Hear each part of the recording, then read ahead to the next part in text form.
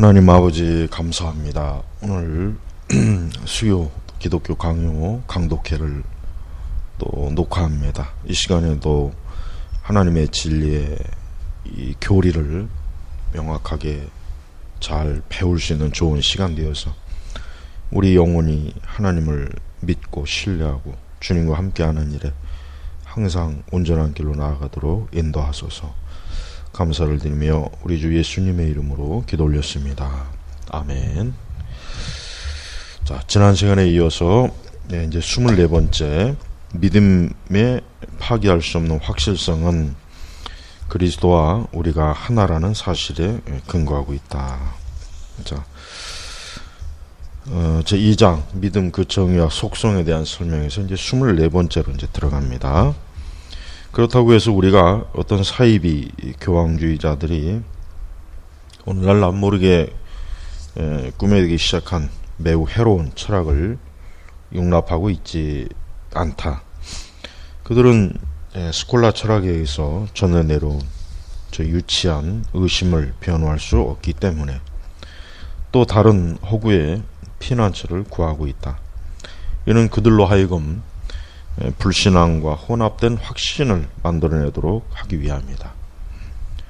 그리스도를 바라볼 때마다 우리는 그에게서 선한 소망을 둘 수 있는 충분한 근거를 발견한다는 것을 그들도 인정하고 있다. 그러나 우리는 그리스도 안에서 우리에게 베풀어지는 모든 은택을 받을 만한 가치가 없기 때문에 그들은 우리가 자신들의 무가치함을 보고 흔들리고 머무르거리게 만들려고 한다. 요컨대 그들은 소망과 두려움 사이에 양심을 두므려서 이쪽과 저쪽을 교대로 왔다 갔다 하도록 만든다. 그들은 소망과 두려움을 연관시킴으로써 소망이 높아지면 공포가 억압을 당하게 되고 공포가 다시 높아지면 소망은 다시 떨어지게 된다. 이와 같이 사단은 믿음의 확신을 깨뜨리기 위해 이전에 사용했던 노골적인 악한 괴계들이 이제는 더 이상 쓸모없다는 것을 인정하고 은밀한 괴계로 그것을 무너뜨리려고 안간힘을 다 쓴다.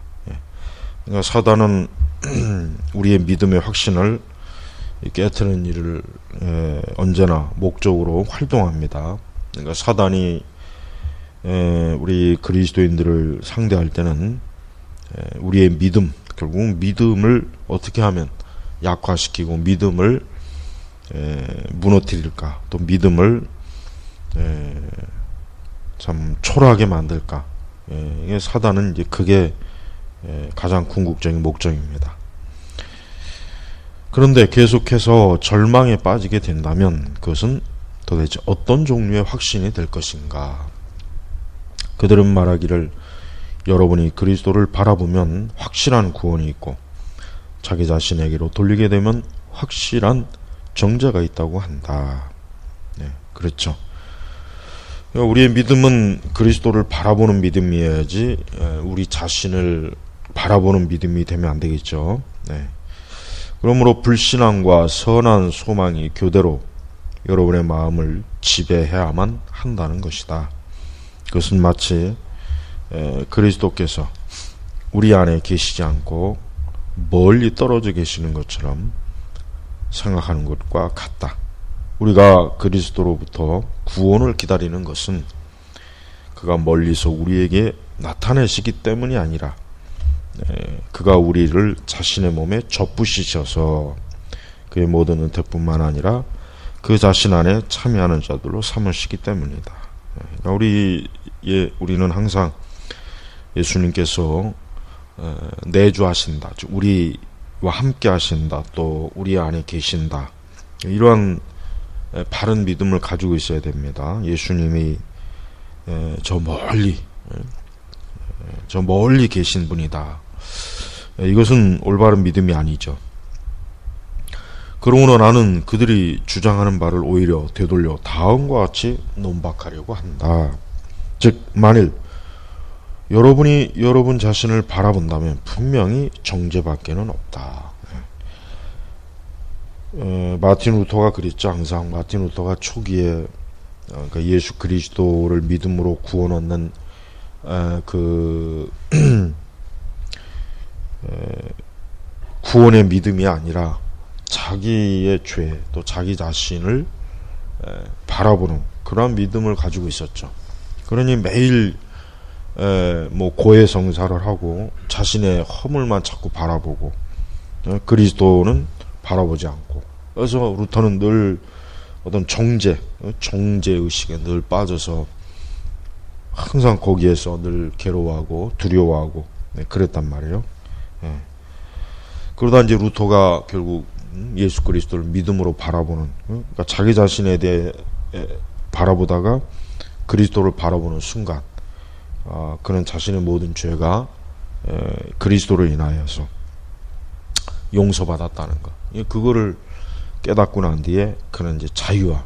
그러니까 이제 더 이상 루터는 이제 내가 내 죄로 인해서 멸망을 당하거나 정죄받는 것이 아니라 그 모든 걸 그리스도께서 담당하셨고, 나는 그 예수님을 믿음으로 이제는 나는 그리스도로 인하여서 자유를 얻은 거죠. 바로 이게 이제 우리가 말 은혜, 이 복음의 핵심이 바로 여기 있습니다. 우리는 물론 이제 우리가 회개할 때야 우리 자신을 바라보지만 근본적으로 우리가 회개한다고 해서 죄가 용서되는 게 아니라 우리의 회개의 근거가 어디 있느냐? 예수님에게 있는 거죠. 예수님에게. 우리의 회개의 근거는 예수님에게 있는 거지, 내가 회개를 했기 때문에 구원받는다, 그게 아니란 말이에요. 자꾸 그렇게 생각하는 사람이 있어요. 하지만은 만약에 그리스도께서 십자가에서 내 죄로 인하여서 그분이 속죄를 해주지 않았다면, 희생을 치르지 않았다면, 내가 아무리 회개한들 그 죄가 어떻게 씻어지겠어요? 그 죄가 어떻게 처리될 수가 없잖아요. 우리는 이방 종교인들이 아무리 자신의 종교에 대해서 열심히 또 아주 뭐 지극정성으로 자기의 그 종교에 열심히 한다고 해도, 그러나 그들이 구원받지는 못하죠. 왜 그러냐? 결국 그들의 죄를 대속할 수 있는 대속자 예수님이 없는 거예요. 그러니까 우리는 나의 죄를 대신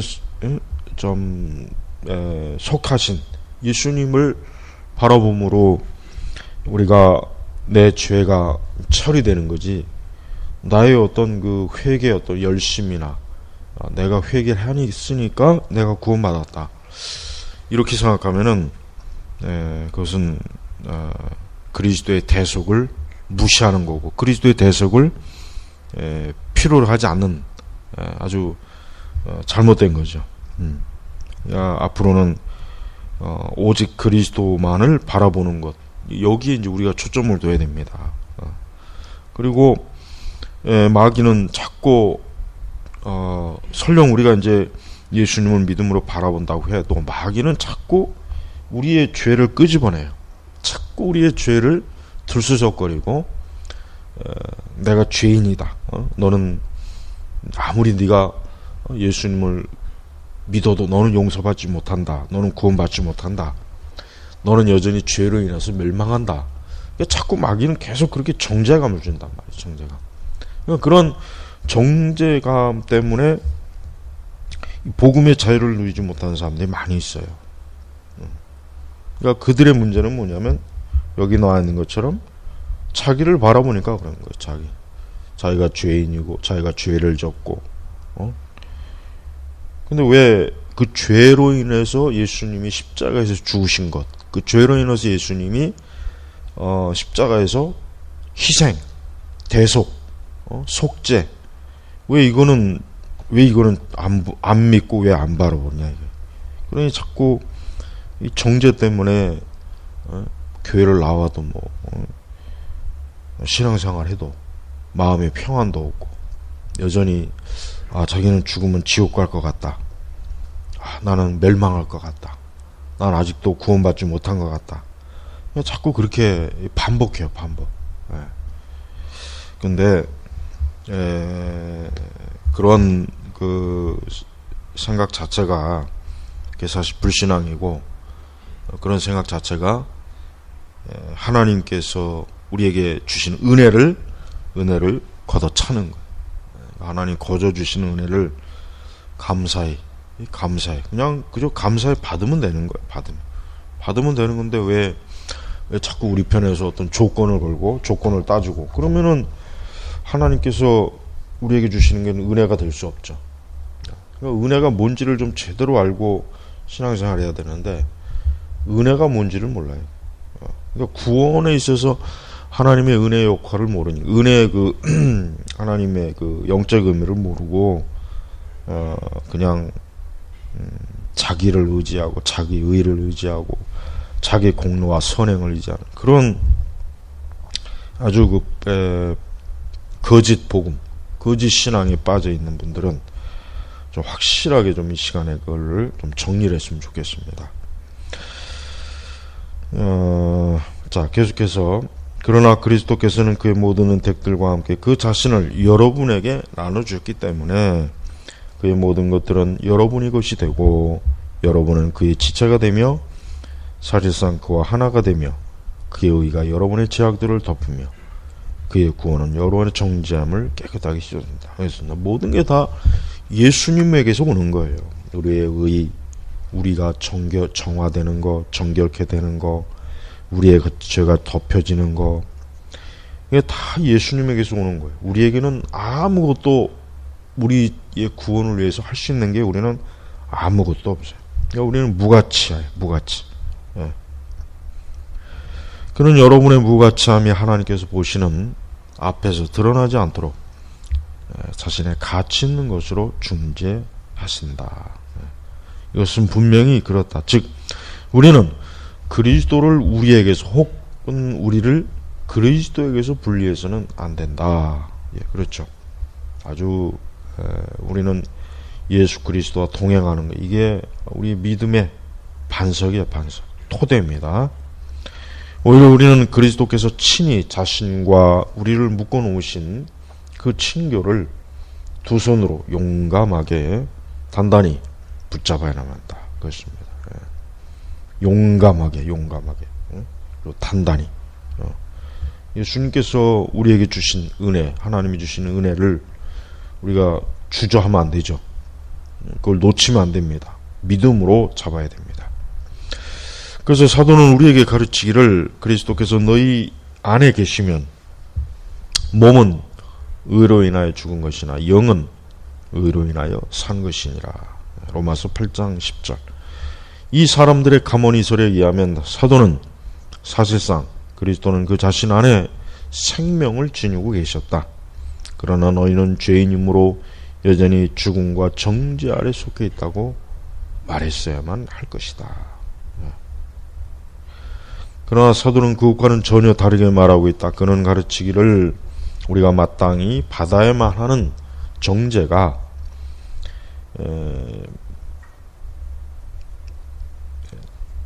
그리스도 안에 있는 구원으로 말미암아 삼켜버린 바 되었다. 그러니까 사실 우리는 이제 정죄를 받아요. 그러니까 우리는 원래 정죄를 받아야 되고 사실 정죄 가운데 있어요. 죄 가운데 있는 거예요. 근데 예수님께서 우리를 어때요? 건져내시고 그분이 우리를 대신해서 그 정죄를 받은 거죠. 십자가에서. 그리고 이 사실을 확증하기 위해 그는 내가 앞에서 말했던 것 같은 이유를 제시하고 있다. 즉 그리스도께서는 우리 밖에 계시지 않고 우리 안에 계신다. 여기서 이제 우리 안에 계신다는 것은 이제 의미를 잘 이해해야 돼요. 우리는 예수 그리스도에 대한 믿음이 객관적인 믿음과 주관적인 믿음이 있어요. 분명히 우리는 예수님 믿습니다. 예수님 믿어요. 예수님이 살아계시고 예수님이 지금도 하나님의 그 능력과 지혜로 세상을 다스리시고 만물을 붙잡으시고 모든 사람을 섭리하시는, 우리는 그 예수님이 하시는 그런 사역을 우리가 알고 있습니다. 믿습니다. 그러니까 이제 주관적으로 여기 나와 있는 것처럼 예수님이 우리와 함께 계신다. 우리 안에 계신다. 이게 확실해야 돼요. 이 주관적인 이 믿음이 없으면 안 되겠죠. 주관적인 믿음이 없다면 그냥 예수님이 다른 사람과 함께하는 분, 그저 예수님이 저 멀리서 존재하는 분, 그러나 나와는 상관이 없는 분, 이렇게 이러면은 도대체 그리스도로부터 우리에게 어떤 유익이 오겠어요? 어떤 하나님의 은혜가 우리에게 어떻게 주어지겠냐, 이게 못 오죠. 그래서 우리는 이런 그리스도에 대한 객관적인 믿음과 주관적인 믿음을 잘 이렇게 조화를 해야 됩니다. 그리스도께서는 분리될 수 없는 교제의 끈으로 우리와 단단히 결합시킬 뿐만 아니라 놀라운 연합에 의해 날마다 그가 점점 우리와 한 몸으로 자라나서 결국에는 우리와 완전히 하나가 되시는 것이다. 그렇지만 나는 앞에서 말한 말을 부인하지 않는다. 즉 믿음을 방해하는 것이 종종 생각을 하는데 그 믿음이 연약하여 사방에서 맹렬한 공격을 받아 중단되기도 한다. 그래요. 맹렬한 공격. 근데 믿음은 항상 공격을 받아요. 그러니까 믿음이 공격받는 걸 이제는 이상하게 여기지 말고 이제 당연하다. 당연히 내 믿음이 이렇게 공격을 받는 것이다. 이렇게 여겨야 되는 거예요. 그래서 시험에 짙은 어둠 속에서 믿음의 빛은 꺼지게 된다. 그러나 어떤 일이 일어나든지 믿음은 하나님을 진지하게 찾는 일을 중단하지 않는다. 그러니까 이 믿음은 사실 하나의 도구요 통로란 말이에요. 근데 이 믿음이라고 하는 도구와 통로가 문제가 생겨버리면은 말 그대로 우리가 하나님을 온전하게 인식할 수가 없죠. 영적으로 인식할 수 있는 길이 없어요. 그래서 믿음으로 하나님을 알고 하나님을 의지하고 하나님을 보고 하나님과 함께하고 믿음으로 이렇게 기독교 신앙은 믿음으로 모든 것들이 지금 유지되고 믿음으로 모든 것이 다 지금 이렇게 진행이 되는 거예요. 그래서 우리가 믿는다는 게 이렇게 참 중요해요. 믿지 않는다는 건 참 이게 인간으로서 이 구원의 이 하나님과 이 그리스도와의 이 생명력인 관계가 형성이 되지 못하는 거예요. 그래서 우리가 자꾸 믿음, 그러니까 우리가 기독교 신앙에서 자꾸 믿음을 강조하는 이유는 그 믿음이라고 하는 그 관계 속에서 내가 하나님을 알고 내가 하나님을 실제적으로 그분과 동행하는 그러한 길이 이 믿음을 통해서 주어지는 거예요. 그래서 우리 기독교 신앙이 왜 이렇게 믿음을 그렇게 중요하게 여기는지 그거를 좀 잘 이번 시간에 좀 이해를 하면 좋겠습니다. 25번째는 믿음의 두 가지 면에 대한 클레르보의 베르나르디 말. 이제 이것은 이제 중세 시대의 클레르보 베르나르드의 그 어떤 그 관점을 지금 칼빈이 여기서 지금 소개하는 겁니다. 그래서 우리가 이제 하나님에 대한 믿음을 갖는 데 있어서 좀 더 정교하게 지금 설명을 하기 위함입니다. 그래서 이제 보면은 25번째 보면은 클레르보의 베르나르드는 교회 봉헌에 관한 5번째 설교에서 이 문제를 분명하게 다룰 때 비슷한 추를 하고 있다.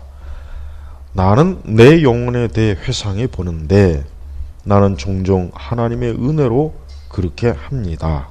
그러니까 나는 내 영혼에 대해 회상해 보는데 그럴 때마다 나는 그 영혼 안에서 말하자면 두 가지 서로 반대되는 국면을 발견해야 되는 것 같이 보입니다. 만일 그 자체로만 생각한다면 영혼은 결국 무로 돌아가게 한다고 말하는 것이 가장 진실한 말일 것이다. 영혼의 개별적인 비참함에 대해 일일이 들어 말할 필요가 어디 있겠는가. 그것은 영혼이 죄의 무거운 짐들을 지고 암묵으로 들러싸여 있으며 쾌락의 노예가 되어 정욕에 불타오며 그러니까 온갖 망상으로 가득 차서 언제나 악애로 기울어지며 각종 죄악에 굴복하는, 한마디로 말하자면 수치와 혼란으로 가득 찬 상태가 아닙니까? 이건 죄인의 상태죠. 네, 죄인의 상태. 믿음이 없는 자의 상태. 분명히 우리의 의로운 행위들을 진리의 빛에 비추어 본다면 월경 중인 여자가 더러운 옷과 같이 나타나고 있다. 이사야 64장 6절이요. 만일 그렇다면 우리의 불의한 행동들은 도대체 무엇과 비교될 수 있겠습니까? 내게 있는 빛이 어두우면 그 어둠이 얼마나 하겠느냐. 그러면 어떻게 되는 겁니까? 의심하듯 없이 사람은 헛것 같을 뿐입니다. 시편의 말씀이요. 사람은 무로 돌아가게 됩니다. 역시 시편 72편이요. 사람은 아무것도 아닙니다. 그러나 하나님께서 기종해 보시는 사람이 어떻게 전혀 아무것도 아닐 수가 있겠습니까? 하나님께서 자신의 마음을 두신 자가 아무것도 아닌 것이 될 수 있습니까?